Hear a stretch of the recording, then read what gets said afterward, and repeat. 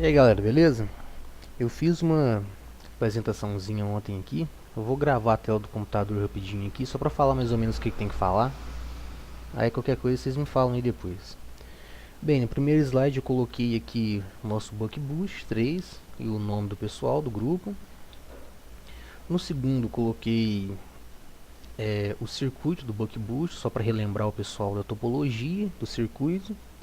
E aqui basicamente vale falar que o Buck Boost pode operar como abaixador ou elevador de tensão, dependendo do seu ciclo de trabalho. Vale falar que a tensão na saída dele é invertida em relação aos outros conversores. E também que esse MOSFET será transferido aqui para baixo com o source dele ligado ao negativo da fonte, para a gente referenciar o terra dele para o circuito de driver poder acionar o MOSFET. Diodo invertido, topologia. Ué, meu mouse sumiu, voltou. As especificações do Buck Boost: tensão de entrada, tensão de saída de 15 para 10 volts, operando como abaixador, corrente de saída 1,25, frequência de comutação 40 kHz e ondulação de corrente no indutor e tensão no capacitor de 0,125 e meio volt. Coloquei as equações pertinentes do circuito, o ciclo de trabalho do conversor, que é V0 sobre VI, que é igual a D dividido por 1 menos D. Apenas substituindo os valores, vamos chegar a um ciclo de trabalho de 0,4. A indutância pode ser obtida por essa equação, dá para a gente definir essa equação, mas não vem ao caso nessa apresentação, já que tem só 10 minutos. Mas apenas substituindo os valores aqui, chegamos a uma indutância de 1,2 mA. O capacitor da mesma forma, com essa equação, que também dá para ser definida, até ele costuma cobrar isso na prova. E substituindo esses valores, o capacitor é 25 microfarad. Essa é uma das partes mais importantes, que é basicamente o que ele cobra, que é os esforços nos semicondutores e o projeto do indutor. E os esforços, nos esforços a gente tem que calcular a corrente média, a corrente eficaz e a tensão máxima. Essas equações vêm da integral do valor médio e da integral do valor eficaz, que a gente cansou de usar lá já. Mas resolvendo aquelas integrais, a gente chega aqui a corrente média no interruptor dá essa equação, substituindo dá 0,833 amperes, a corrente eficaz também substituindo dá 1,317, e a tensão máxima de bloqueio, no caso do Buck Boost, que é meio que uma desvantagem dele, se acaba o MOSFET fica submetido à soma das duas tensões, a tensão de entrada e a tensão de saída, que no nosso caso 10 mais 15 volts, 25 volts. Os esforços no diodo, da mesma forma, também vêm de todas aquelas integrais de valor médio e eficaz. Temos uma corrente média de 1,25, eficaz de 1,613 e a tensão de bloqueio máximo 25 volts também, assim como no MOSFET. A partir daqueles esforços a gente já consegue escolher os semicondutores. Eu coloquei lá o IR2805, que é um que a gente já tem aqui. Aquele que a gente comprou, cara, que tá lá, não vai dar pra gente usar ele não, que eu acabei de olhar ontem e... Nossa, velho, esse caminhão filho da puta. E ele é acionado com 5 volts só, não vai dar pra gente usar não. Mas eu tenho vários outros MOSFET aqui, esse daqui é bom pra caramba também. A vantagem é que ele tem uma resistência de condução de 4,7 miliohms e uma tensão de bloqueio de 55 volts. É baixo, mas é mais que suficiente para nossa aplicação. Coloquei a tabela aqui porque a gente tem que usar o valor médio para especificar os semicondutores. O valor eficaz é mais para cálculo de perda. E aqui também o nosso diodo. No nosso caso é o diodo Moore 820. Aqui está... O 8 significa que ele consegue conduzir 8 amperes e o 20 significa que ele consegue bloquear 200 volts. Aí existem outros modelos, 820, 850, 860, que bloqueia 500, 600 volts. E eu coloquei aqui também o encapsulamento de cada um. Depois de escolher os semicondutores, a gente parte para a simulação, só meio que para comprovar os resultados mesmo. Aqui eu copiei direto do PSIM o circuito de simulação. O que vale a pena ser comentado é que os componentes de medição, amperímetro e voltímetro, foram colocados de acordo com as polaridades de circulação de corrente no circuito. Nesse caso aqui, como a corrente é invertida, o amperímetro está virado para baixo, o voltímetro também. E os dados básicos de simulação: tempo de simulação 25 milissegundos, passo de cálculo 1 vezes 10 a menos 8, até muito alto, acho que nem precisava disso, menos 7 já estava bom. E a gente tem que mostrar as formas de ondas em regime permanente. Então eu peguei os 4 últimos ciclos desses 25 milissegundos. Então deu um tempo de amostragem, quando a gente seleciona no eixo X da simulação lá, de 0.0249 até 0,25 segundos, que é o tempo total de simulação. Aqui eu coloquei essa forma de onda tipo, mais geral do circuito. Fala lá, tipo, nem vale a pena ser comentado, é mais para mostrar que o circuito foi simulado. Não precisa fazer comentário, fala que não é interessante, não é relevante nesse momento. Mas o mais relevante é essa forma de onda, que é a ondulação de corrente no indutor, que no nosso caso é de 0,125 amperes. Eu coloquei ele isolado aqui para facilitar a visualização, quando a corrente cresce e decresce linearmente de acordo com o chaveamento do MOSFET. E para comprovar essa ondulação, nós fomos lá no PSIM, pegamos o valor máximo, colocamos eles aqui, o valor mínimo, subtraímos o valor mínimo e deu um valor de 0,124,9998, que é apenas um erro numérico, e comprova que a simulação está certa, que é 0,125 amperes, que é uma das características tipo, de projeto do circuito. Da mesma forma também a ondulação de tensão no capacitor. Pegamos o valor máximo dessa forma de onda de tensão, subtraímos o valor mínimo e temos aqui o nosso delta V0, que é 0,499, que deveria ser 0,5, mas não é exato por causa de erro numérico. Bem, partindo disso, já escolhemos semicondutores através dos esforços. Agora, por último, o projeto do indutor.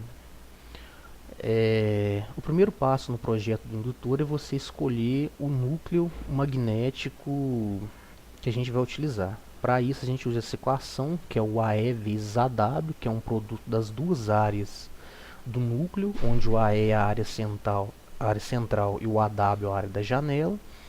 E a gente acompanhando o material lá, seguindo passo a passo, a gente chega aqui, essa área, o produto dessas áreas vai ser a indutância, vezes a corrente de pico, vezes a corrente eficaz, dividido por B máximo. Esse B máximo é a curva magnética do material, que no caso dos fabricantes da Thorne, não sei, esqueci o nome, é de 0,3 Tesla. A densidade de corrente máxima do condutor, que é 450 amperes por centímetro quadrado. E esse kW é um fator de ocupação quando a gente enrola o indutor, como se a gente ocupasse só 70% da área dessa janela aqui. E isso multiplicado por 10 a quarta para passar para centímetros a quarta, só por questão de mudar a unidade. E substituindo todos esses valores aqui, chegamos a um AE vezes AW 0,5679 centímetros a quarta. Aqui se a gente ir lá na tabela que tem no material também, o produto AE vezes AW de 0,5679, aí não dá para usar o núcleo E30/7, então a gente tem que usar o E30/14, que tem um produto de AE vezes AW 1,02. Logo, o núcleo utilizado será o E30/14. Beleza, escolhemos o núcleo. O segundo passo é o número de espiras, pode ser obtido também direto por essa equação, a indutância vezes a corrente de pico, dividido pelo meu B máximo, vezes o meu AE, que é a minha área central do núcleo. Apenas substituindo os valores, chegamos a 72 espiras, 71,5, redonda para 72. E o valor do entreferro, que a gente tem que colocar entre a junção dos dois núcleos tipo I. Também sai direto pela equação, número de espiras ao quadrado, vezes o μ0, que é 4π vezes 10 a menos 7, vezes o AE do meu núcleo. E esse AE do meu núcleo, eu também consigo ele aqui pela minha tabela, que é 1.2. Dividido pela indutância, essa é a equação. E dividido por 2, esse 2 vem aqui, porque esse comprimento de entreferro é dividido por 2, porque ele vai ficar nessa parte aqui do núcleo tipo E e nessa outra aqui. Então, somando não, tem que dividir por 2 esse entreferro, porque ele também vai ser dividido por 2 o núcleo. Esse fator aqui de 10 a menos 2 é só para converter para unidade de centímetro. Então o entreferro vai ter que ter 0,0321 centímetro. É pequeno mesmo. Agora a bitola dos condutores. Aí a gente sabe lá que devido ao efeito skin não podemos usar um condutor com um diâmetro 2 vezes maior que a profundidade de penetração. O que é essa profundidade de penetração? É um valor 7,5, não explica no material porquê, mas dividido pela frequência de chaveamento vezes 2, que vai dar 0,075 centímetros. Ou seja, quando a gente escolher um condutor, o diâmetro dele não pode ser maior que 0,075 centímetros. E na outra equação, calcular a seção do cabo. Aqui, a seção do cabo é minha corrente eficaz dividida pela minha densidade de corrente máxima. Substituindo esses valores, chegamos a uma área de 0,04620. Esse caminhão, mano, a rua aqui de casa é uma bosta, cara. 0,04627 centímetros quadrados. Se a gente olhar essa tabela aqui, vamos ter, cadê aqui a área do cobre? O AWG21 não satisfaz, que é 0,041. Então a gente tem que usar o AWG20. É que eu coloquei aqui.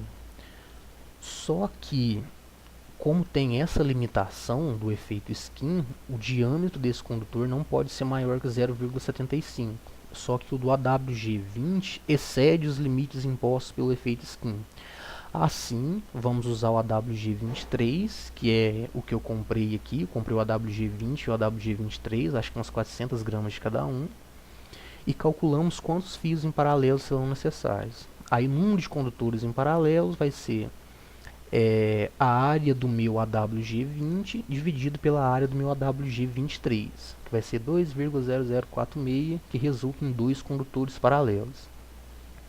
E essa área skin, tipo assim, é a área do condutor cujo diâmetro máximo é limitado pelo valor de 2 delta, que é a área do meu AWG20. E aqui eu coloquei as tabelas para comparação. Marquei aqui o AWG20, o AWG23, o diâmetro de cada um, a área do cobre de cada um, e o que a gente vai usar logo em seguida aqui é a área de isolamento para testar a possibilidade de execução do indutor, que é o que vem agora. Aqui analisamos a área mínima necessária da janela do núcleo para a confecção do indutor, que é aquela área da janela, assim, do carretel, do núcleo, que é o espaço que a gente vai utilizar para colocar o condutor. É direto para essa equação, o número de espiras que eu tenho, que é 72, o número do condutor de condutores em paralelo, que é 2, e a seção do meu fio. Só que a gente tem que usar, nesse caso, a área da seção com isolamento. Vamos tirar o WG23, 0,03221. Dividido pelo meu KW, que é o meu fator de ocupação, de 70%, eu vou ter um valor de 0,6626. Aí essa execução, capacidade de execução, é a área mínima que eu tenho, dividido pela área da janela do meu núcleo, que no nosso caso aqui, ó, o meu AE, que é a minha área da janela, que é 1,2. E, opa, como assim 1,2? Ah não, Michel, que é o meu AW, eu errei aqui, ó. AW, que é 0,85. Esse AE é a área central do núcleo, meu AW é 0,75. E substituindo aqui 0,662685, né, dividido vai dar 0,78. Esse valor dessa divisão tem que ser menor que 1. 0,78 é menor que 1, então ok, eu posso construir esse indutor. Referências, eu coloquei aqui o material do projeto de magnéticos, que tem que seguir o passo a passo para projetar um indutor. e o material de eletrônica de potência que o Lessa disponibiliza na pasta do Forshared dele lá. E no mais é isso mesmo. Então, o que? Basicamente, 10 minutos para apresentar. O objetivo do trabalho é calcular os esforços nos semicondutores, no MOSFET e no diodo. Mostrar a simulação, fazer os cálculos, mostrar a simulação comprovando os resultados aqui e depois o projeto do indutor, seguindo esses passos todos aqui. Aí qualquer coisa vocês me falam aí e a gente conversa depois.